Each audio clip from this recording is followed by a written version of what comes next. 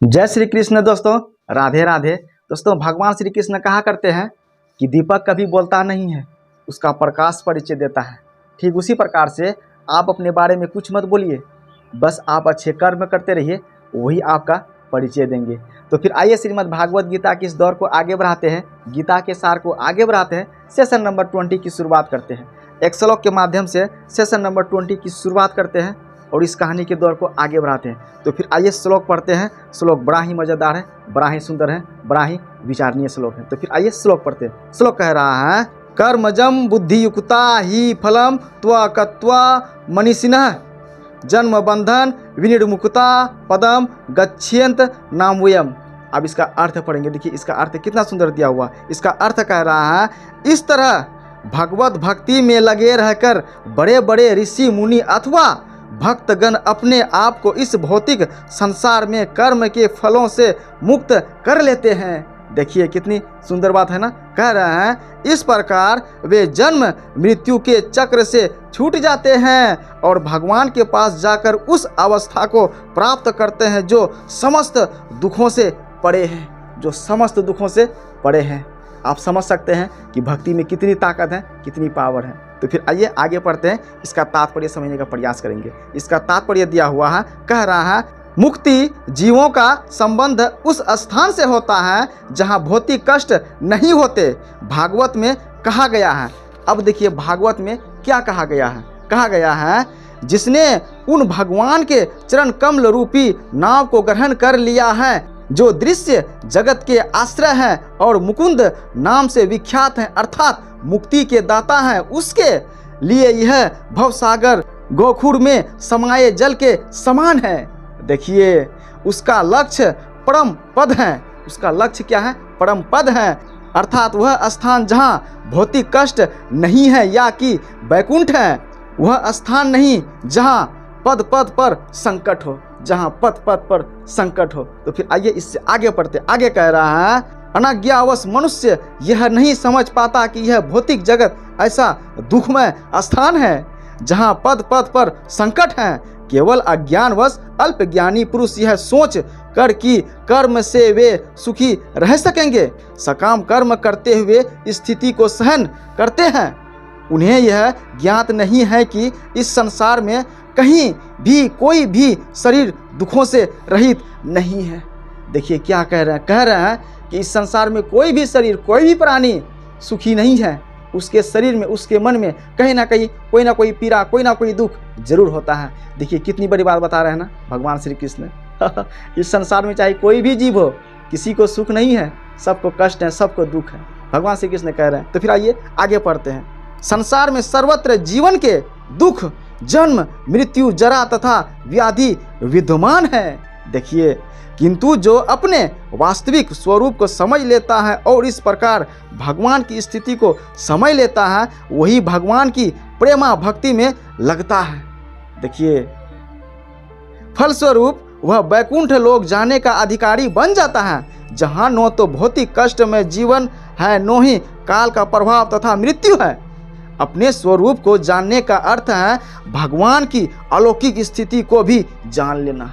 देखिए, जो भ्रमवश यह सोचता है कि जीव की स्थिति तथा भगवान की स्थिति एक समान है, उसे समझो कि वह अंधकार में है। देखिए उसे समझना चाहिए कि वह अंधकार में है। देखिए, और स्वयं भगवत भक्ति करने में असमर्थ है। वह अपने आप को प्रभु मान लेता है और इस तरह जन्म मृत्यु की पुनरावृत्ति का पथ चुन लेता है। देखिए, किंतु जो यह समझते हुए कि उसकी स्थिति सेवक की है, अपने को भगवान की सेवा में लगा देता है, वह तुरंत ही वैकुंठ लोक जाने का अधिकारी बन जाता है। देखिए कह रहे हैं, भगवान की सेवा कर्म योग या बुद्धि योग कहलाती है।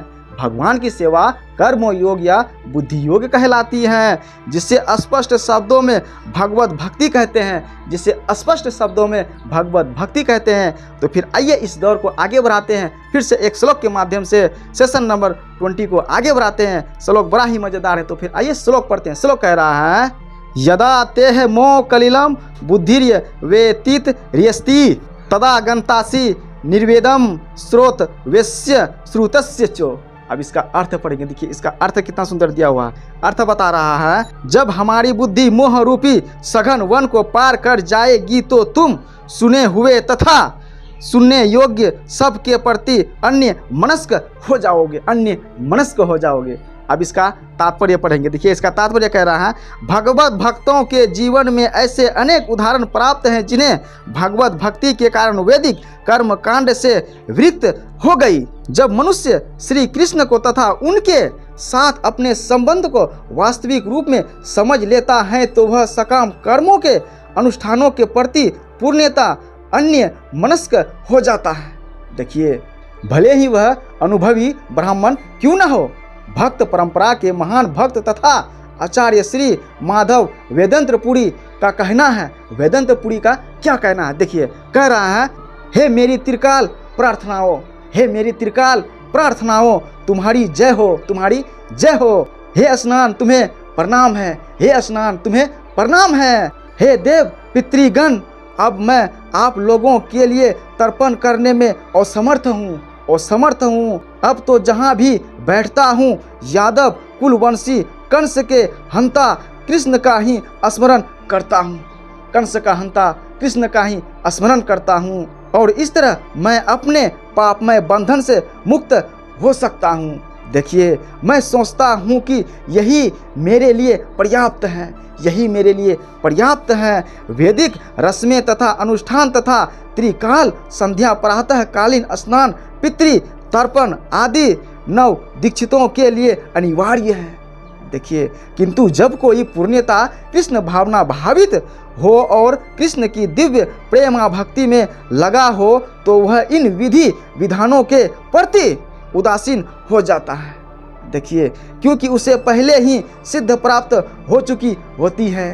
देखिए यदि कोई परमेश्वर कृष्ण की सेवा करके ज्ञान को प्राप्त होता है तो उसे शास्त्रों में वर्णित विभिन्न प्रकार की तपस्याएं तथा यज्ञ करने की आवश्यकता नहीं रह जाती।